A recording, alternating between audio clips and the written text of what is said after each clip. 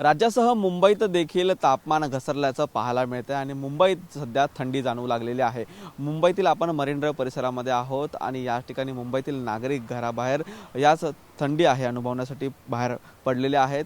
मुंबईमध्ये शनिवारी जवळपास 15 अंश सेल्सिअस पर्यंत तापमान हे नोंदवण्यात आलेलं होतं। त्यानंतर काल हे तापमान आहे 18 अंश सेल्सिअस पर्यंत नोंदवण्यात आलेलं होतं। राज्यात 6 जिल्ह्यांमध्ये थंडीचा लाट येणार असल्याचं हवामान खात्याने देखील अंदाज वर्तवलेला आहे। तर काही जिल्ह्यांमध्ये जवळपास 10 अंश सेल्सिअस पेक्षाही कमी तापमान आहे ते सध्या नोंदवण्यात आलेलं आहे। उत्तरेकडून येणाऱ्या थंड वाऱ्यांमुळे राज्यातील तापमान हे सध्या घसरलेलं असून 31 डिसेंबरपर्यंत हे तापमान असंच घसरलेलं असणार असल्याचं हवामान खात्याने अंदाज व्यक्त केलेला आहे। तर मुंबईत देखील हे तापमान 31 डिसेंबरपर्यंत कमी असणार असल्याचं हवामान खात्याने सांगितलेलं आहे। त्यामुळे सकाळच्या वेळात मुंबईकर नागरिक आहेत ते घराबाहेर पडून मरीन ड्राइव्ह परिसरासारख्या परिसरात जॉगिंग करण्यासाठी बाहेर पडल्याचं आपल्याला सध्या पाहायला मिळत आहे। व्हिडिओ संतोष कदमसह निखिल चव्हाण, TV9 मराठी, मुंबई।